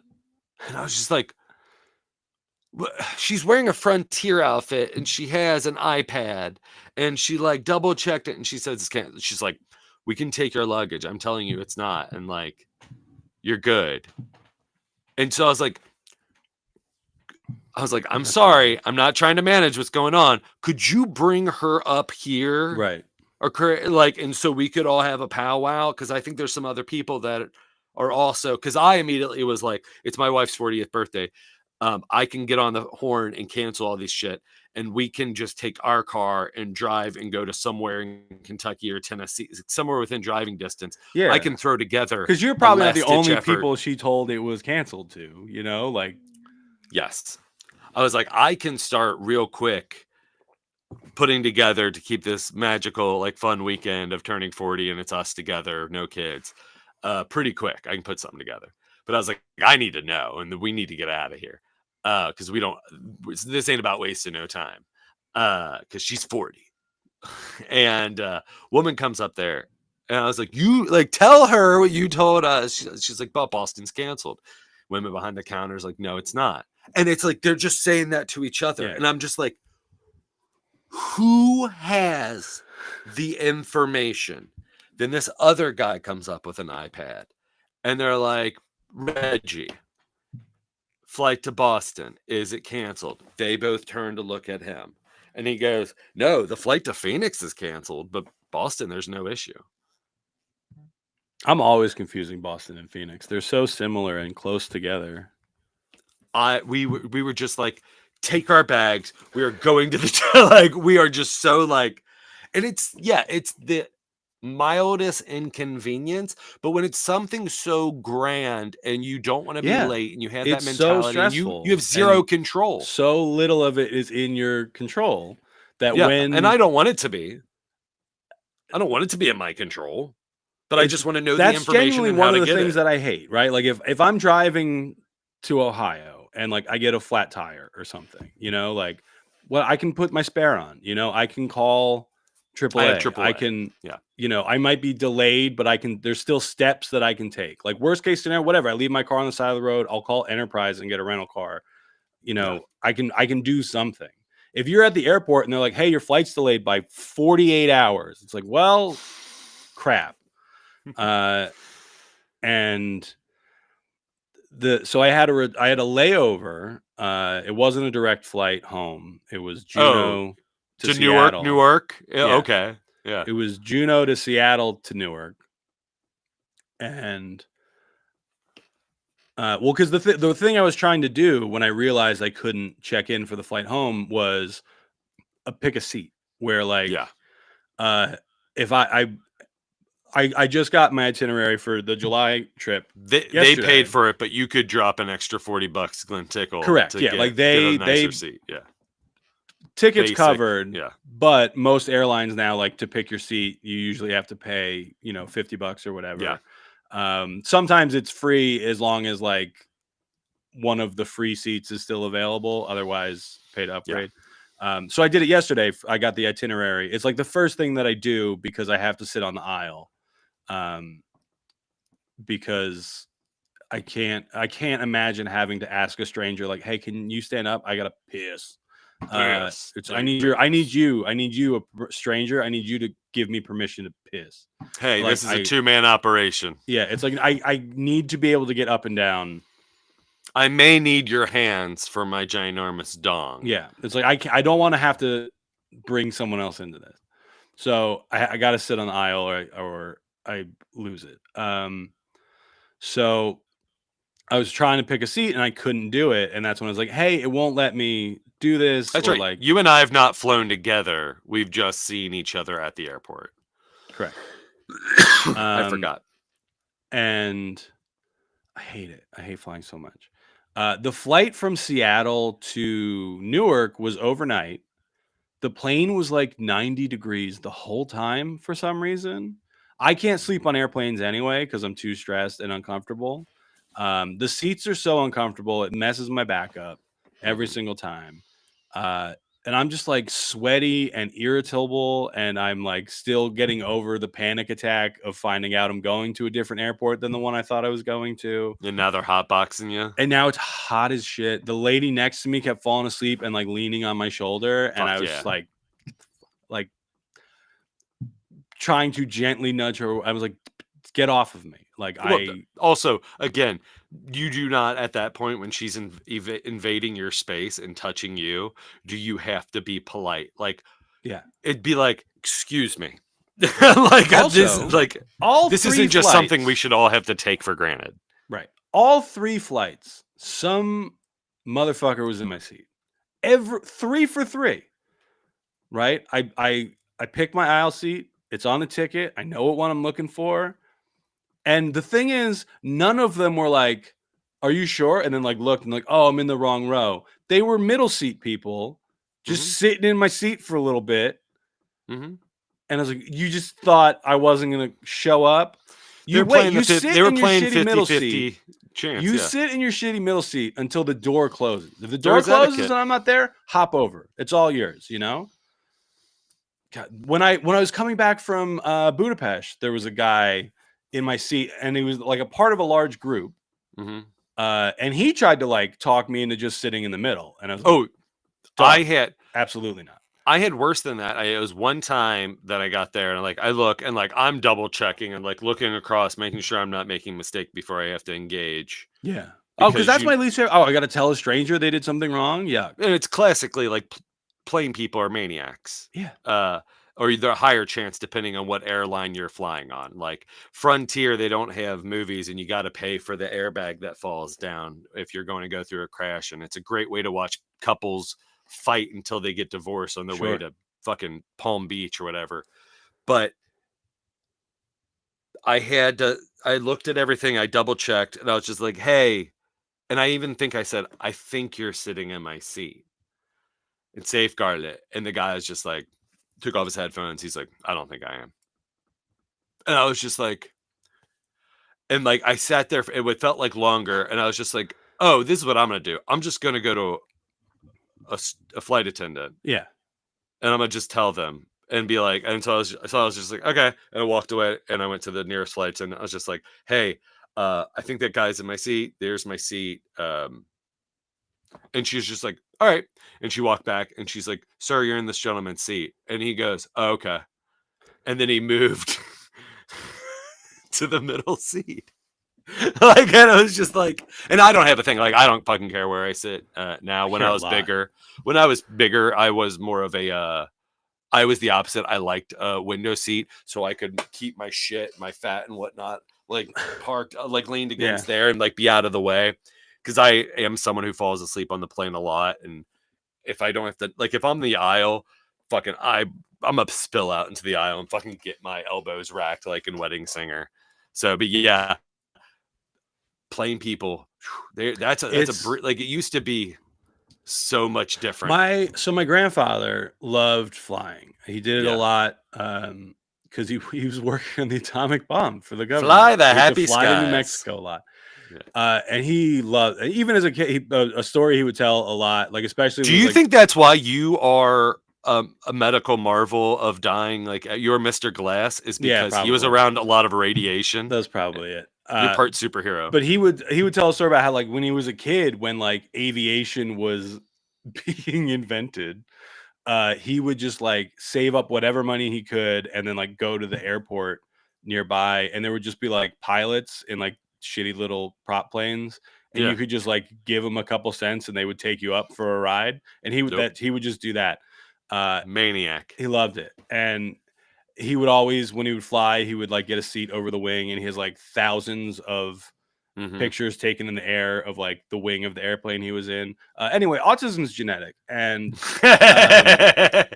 he would look at the wing and he would do his version of the Matthew McConaughey line, like, doesn't matter how old I get, that picture just stays looking the same way. It's it was like his Because it favorite looks thing. the same, right? Like, it's not that. I mean, based on the sunlight or time of day or whatever, or quality of camera, maybe, but not that diametrically. He loved it, and he looked forward to any time he got to fly. Do you have how many do you have? Could you make like a book out of it? They're probably still at his house is still in the family. Like my uncle lives there now, so it's still probably. You should see how many there are and put that out as a book. It'd be a boring ass book, man. I fucking love it. You could write like little one-liners, like little like platitudes or things at the bottom, but I'd buy it. But he loved flying so much that like I almost feel bad for hating it as much as I do. And but I hate commercial aviation. Like my friend is a pilot now. Like one of my best friends in high school was getting his license, and he and I would go up in like prop planes, and we would just like fly to Connecticut to get lunch or whatever because he just had to log hours flying. Yeah. I'll do that. If anybody has a 17-year-old getting their pilot's license that wants to take me to the next gig, put me in touch. I would rather do that. I don't like how you specifically said if anybody has a 17-year-old. Well, because he was 17. Okay. Dreadnought, do you fly, Dreadnought? So you like sharing it with non-aviation friends and taking them flying? No, he doesn't fly, but the best part of aviation for him is sharing it with his friends and watching them grin ear to ear. He doesn't do it, though. I don't think he flies. I think they do. That's why I'm being facetious. Oh, yes. all right. Of course he flies. You fucking idiot. I hate you. So that is great. I will do that. I rarely get an opportunity to be the smug genie. I don't. It's not that the guy I'm seeing about ADHD who rocked that Adderall prescription I've been enjoying so much these past few months. Yeah. I was talking to him before the Alaska trip, and he's like, "It seems like you're really nervous about this flight." And I was like, "Oh, sorry, was that not clear?" Yes, I hate. It is like the worst part of my life is that I have to go on airplanes sometimes. And he's like, have you ever been given like a Xanax prescription or anything? And I was like, actually, yeah, like I have one from a couple years ago, but I have so much of it left because it doesn't feel like it's helping when I take it on the plane, and I don't panic like that over stuff the rest. So like I have Xanax on hand, but it doesn't seem like it's. So he ended up giving me Klonopin. He's like, it's supposed to last longer because like Xanax, I guess, is for like more of like if you're having an acute panic attack. Like it might have been helpful when I was freaking out at the Juneau airport. But also Klonopin, not a time that most people are thinking clearly enough of going, oh, I should take this pill. Yeah. Klonopin, I guess, is like longer. It's like it's for less. Like I'm like, well, that's more. I think what I'm dealing with. It's not like I'm not panicking because I think the plane's gonna go down. Like I trust Bernoulli. Like we figured this out a while ago. The plane's gonna stay up. The problem is every part of the commercialization of air travel is a nightmare. Yeah. So he gave me the Klonopin. It was helpful. Like the day before the flight, I would take it, and I was like less. Just I was spending all day worrying less about the flight. But then at the airport, I was like, "There's no drug that's going to make this a better experience unless where I can function." Right, unless you're knocking me out and waking me up in Vancouver. It's not. The problem isn't I don't have the right dose. The problem is capitalism, and it is such a nightmare to fly. Dreadnought answered your they got a 1960 Cessna. See, I would go up in a 65-year-old airplane with. This shit makes sense to you? Yeah. Pull it up, put it on screen. 1960 Cessna 172B, and he just built. I'm not flying in anything you just built. I would 100%. Dreadnought Vans RV. Yeah. 14. I don't know what any of that means. I would rather. I have a JetBlue flight coming up next month. I would rather get on Dreadnought's Vans RV 14 than whatever plane JetBlue's got going on. And then Dreadnought creamed his jeans with you mentioning Bernoulli. Yeah. Not a pasta that I just found out. No, he's the Bernoulli pasta. Yeah, Bernoulli's principle. It's what keeps Bernoulli's a claims- principal, like Yep. Mr. Belding. Mr. Belding's principal. Oh, Mr. Belding's principal. That's where he learned all of his. It's building? why the curve of the airplane wing makes the airplane go up. Ew. Because it's longer, right? So air has longer to travel over the curve than it does underneath. You are what's So wrong that creates lift. with America right now. Too many people know stuff about science, and that's what's keeping us back. That as a makes you nation. feminine and is killing our inherent masculinity. Yuck. That's what's destroying. Is we all need to get on some fucking testosterone, and that's what we need to do. We all got to learn less about how airplanes work. Yeah, it's shit like that that's making you soft. I am soft. I'll give you that. You're a soft boy. But so that was the flight nightmare, and it is. Sorry, I don't want genuinely- anybody to misconstrue of anything that I just said being a real take. No, Okay, Ricky so, believes yeah. it all in his heart. The Vans RV-14 is a kit. Again, I'm not flying in a thing that goes. I in the would. I sky swear to that God, you I call genuinely a would. kit. I followed the directions to the T. Well, good. I would hope you would, even if you're making a delicious dish to eat and feed your family. No way I was doing anything from scratch. Well, you did. I'm sorry. You built a thing that was not there. It was from scratch. You might not have made the pieces, but it's an erector set for dogs. Again, I'm not flying Ooh, something I looked it that up. is a kit. I'm or on an the erector Vans set. aircraft website, and I gotta Yeah. tell you, that 14 RV-14 is looking like a good time. No. Can you pop up the picture on the screen here? Do you have the capabilities for that? Do we have the technology? Because I'm thinking this is just going to also solidify, like, I ain't getting in a plane. Oh, yeah, I want to... Yeah, your buddy Mike Birbiglia bringing up how owner of... I can't think of the owner. Famous owner of New York Comedy Club or whatever, telling him to do more personal stories and not talk about Mr. T on a recent WTF episode. I'm just like, man, if you only knew... I can't how bring it up without specific- having to restart Riverside because of. Oh, okay. the I failure will. of technology. I will drop. I will. Vans aircraft. copy that. Yeah, it's like a little Oh, two-seater Google prop. it. No, thank you. It's a prop. Again, I kit, would get on that prop, plane. erector No set. questions.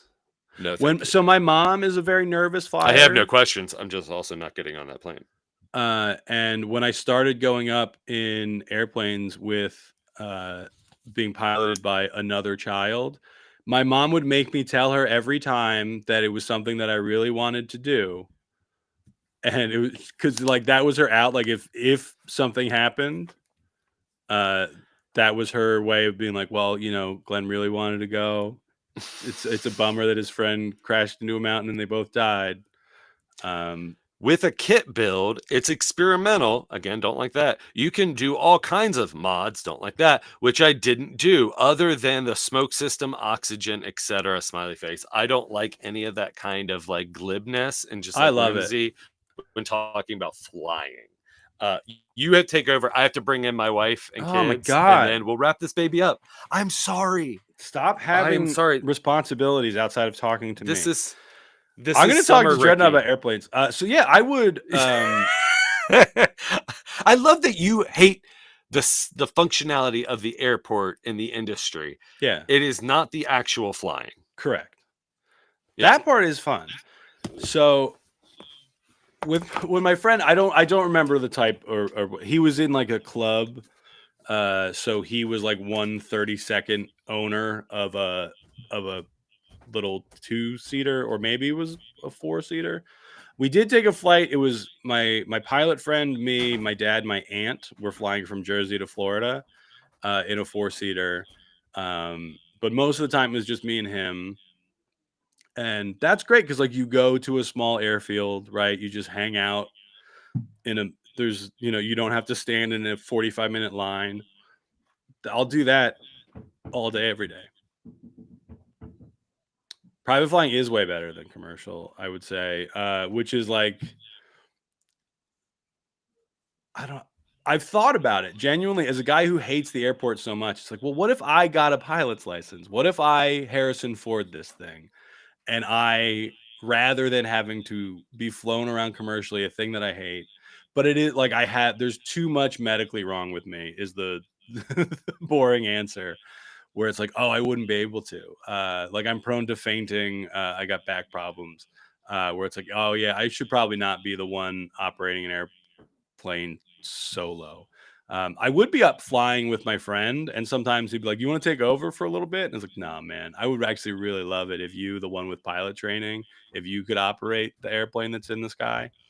But when the times that we've done that, it's like that's fun. Like it is neat. When I was in Boy Scouts, there was I think it was a once a year. We would like camp out at a small local airport, and then there were pilots who would like volunteer to take Boy Scouts up on like little loop 15-minute trips.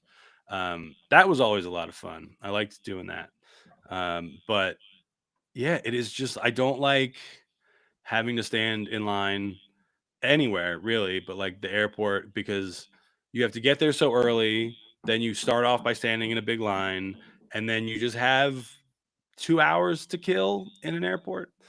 Stuff that I have done that I think helps. I have great noise canceling headphones that I wear on flights and at airports. I do get there very early so that I'm not stressed about that part of it. Um, I've only done an airport lounge once. I talked about it on the show a couple weeks ago when I went out to Minnesota for a gig. When I was doing the thing to pay to pick my seat, they're like, "Oh, for another $40, you can get airport lounge access." And I was like, "Well, let me see if that's any good." But it was the only time it's been offered, and I don't know really how to get it without just being rich and spending a lot of money every time. Because for $40, like that's if you buy dinner at an airport, that's about what you're spending anyway. I wish I drank because that would have again also saved you a bunch because there's free drinks and stuff at the airport lounge. Ricky Galore, everybody. Oh my Did you gosh. sprint? What do you do? You seem winded, young man. No, I'm not winded. I thought this would be a fun thing to end on. I just got a package the other day. I had forgotten what it was, and it was because of an order. Do you want to wrap up? Was there something hot and juicy? Oh, I was just about saying aviation? stuff that I've done to make commercial flying more bearable. Oh, yeah. I mean, we've talked. I mean, getting the lounge thing, like Yeah, doing that's what as I many was- things like that's what I that was on. is. Well, I was looking. So there was a Capital One credit card. I don't remember exactly what one, but like it came with Priority Pass, I think it's called, which is like a airport lounge network. It came with What's in membership your wallet? for that, but there was like I think it was like a $400 a year fee. But the lounge access thing is like $300 a year, and then there's other perks to the card. So it's like, oh, maybe I can justify that expense. Yeah. And I was like kind of on the fence about it, but then they just announced that they were taking that perk away from that credit card. And I was like, well, I'm glad I didn't apply and spend $400 getting that card since that was there's other ones that have it. I think like a lot of the American Express ones include it, but those they also come with like a pretty big annual fee. So if you can justify that expense, then I guess it'll get you in. I don't know. I haven't decided what I'm going to do. I don't want to fly anymore. Dreadnoughts is for under 500 miles. It's better to just fly himself. I would drive if it's under 500 miles. 100%. But yeah, I was talking about how I've considered. I was like, maybe I should just get a pilot's license. But I think there's too much wrong with me medically to like truly trust myself. I don't want that to be. I don't want that to be how Glen Tickle goes down. I'm going to be like Harrison Ford, I said. Disconnected and a shell of it. Grizzled and surviving several minor plane crashes. Like just every time I'm just like, oh, why is he so angry? Like you're kind of doing what you want to do, right, guy? Or has your world become so expensive like you have to do a lot of things you don't like doing?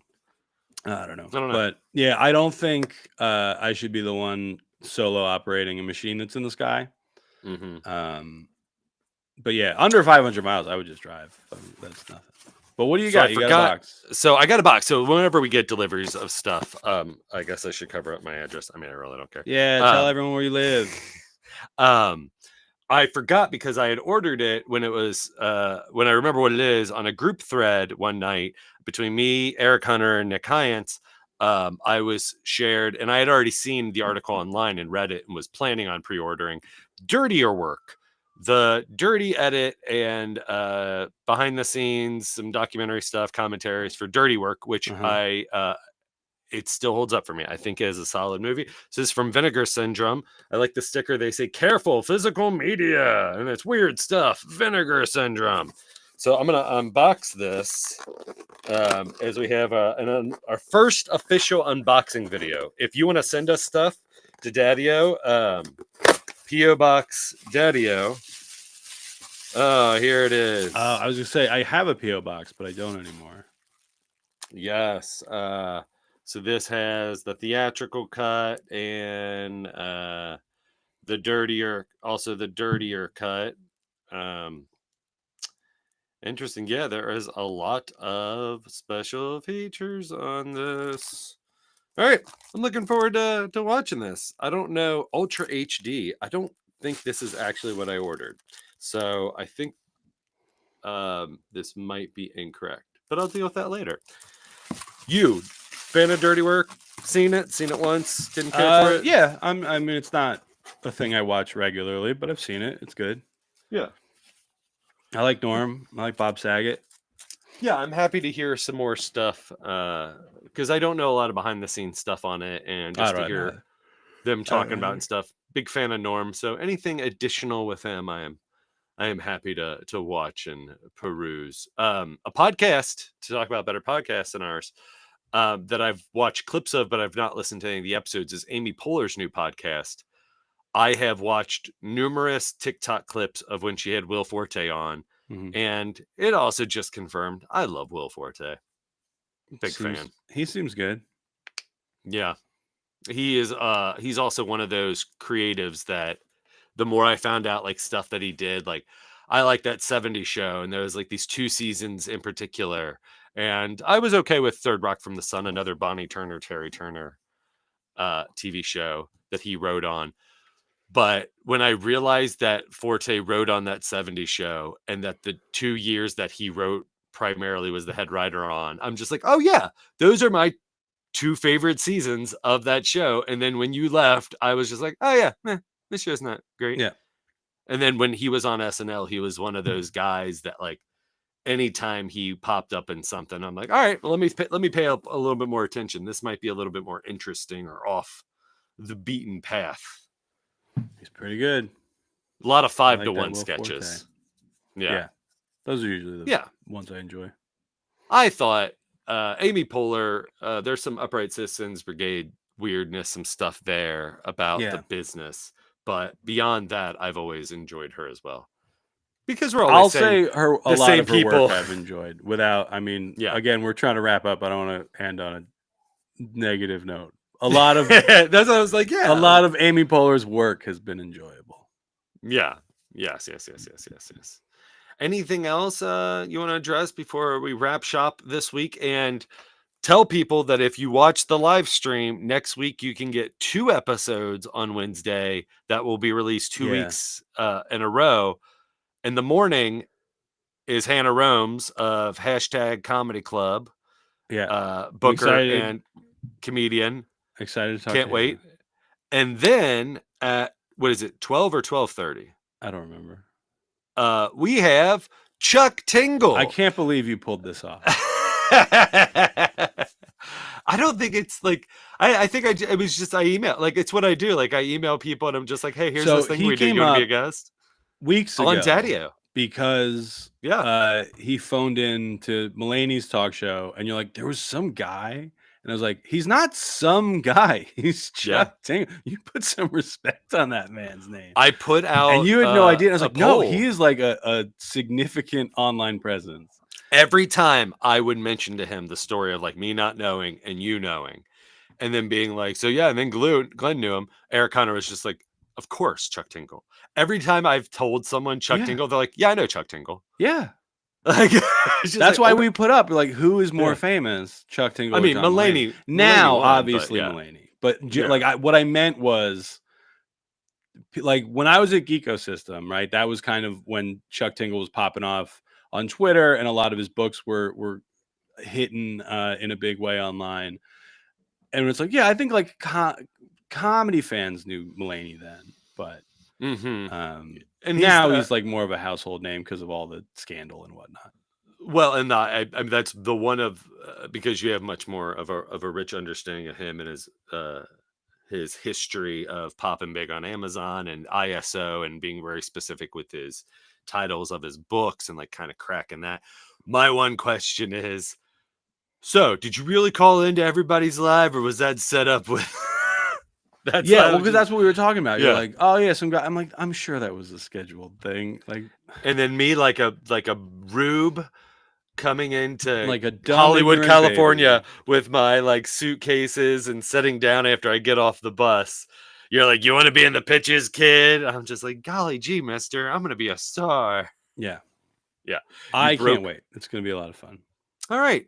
That's all I have. I don't have anything else. Same. I don't think. It's the Daddio Show.